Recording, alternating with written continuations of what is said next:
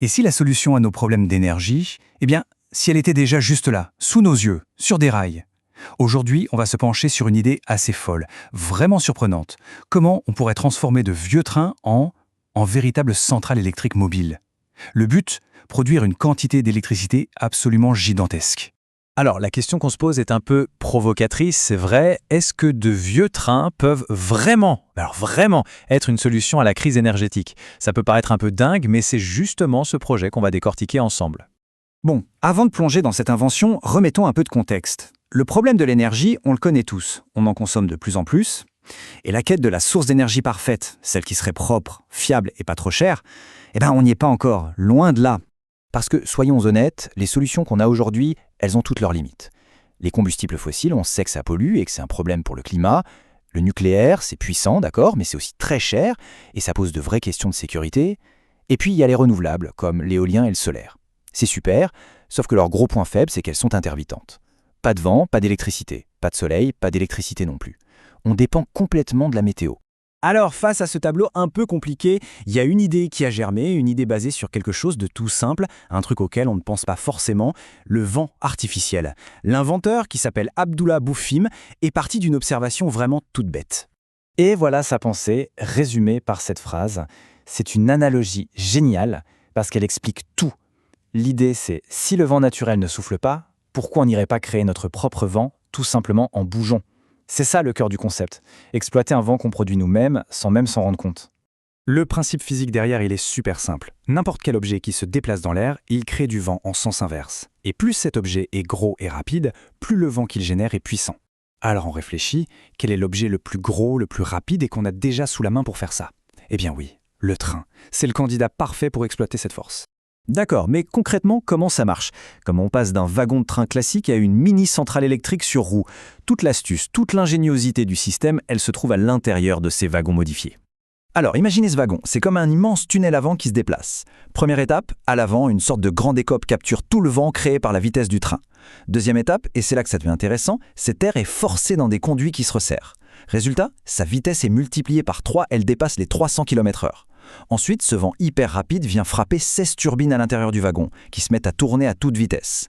Quatrième étape, ces turbines entraînent des aimants à l'intérieur de grosses bobines de cuivre et paf, ça génère un courant électrique super puissant. Et enfin, cette électricité, elle est directement envoyée sur le réseau national en utilisant les mêmes lignes aériennes qu'un train électrique mais dans l'autre sens. Le train ne prend plus de courant, il en donne. Bien sûr, un système comme ça, avec des générateurs qui tournent en permanence, ça chauffe. C'est un vrai défi technique. Et la solution proposée est franchement élégante. Pas besoin d'un système de refroidissement compliqué, on utilise simplement une petite partie du vent capturé par le train pour le rediriger directement sur les bobines. Ça les refroidit en continu et ça expulse l'air chaud. C'est un système qui s'auto-refroidit en quelque sorte. Bon, on a vu le comment, maintenant passons au combien.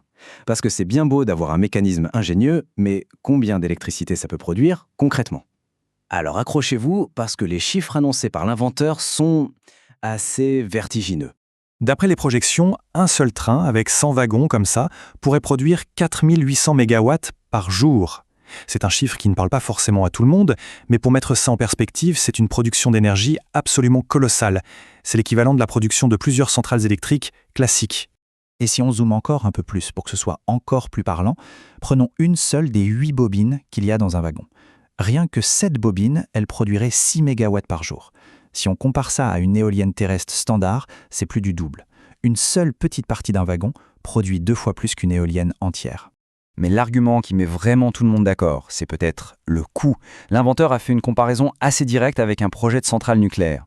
Pour produire la même quantité d'énergie, on parle d'un coût de 600 millions de dollars pour le train contre 10 fois milliards pour la centrale nucléaire.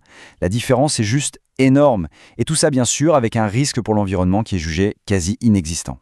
Alors avec des chiffres pareils, l'inventeur ne s'est pas contenté de breveter une idée. Non, il a développé une vision complète. Une vision pour transformer l'infrastructure énergétique de tout un pays. Et il a pris comme exemple son propre pays, le Maroc. Et son plan se veut ultra pragmatique. L'idée, c'est de ne pas partir de zéro. On utilise ce qui existe déjà. Les vieux trains qui ne servent plus, les voies ferrées qui quadrillent le pays.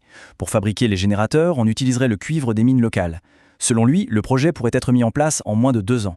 Et le coût pour alimenter tout le pays avec 5 trains, environ 30 milliards de dirhams. Ça paraît beaucoup, mais c'est très peu par rapport aux investissements habituels dans le secteur de l'énergie. Et la projection finale, elle est carrément spectaculaire. Une flotte de seulement 5 de ces trains générateurs pourrait produire 27 000 MW par jour. Pour vous donner une idée, les besoins du Maroc à ce moment-là étaient de 22 000 MW.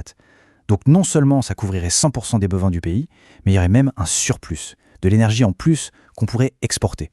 Au final, on se retrouve avec une proposition qui est fascinante, il faut le dire.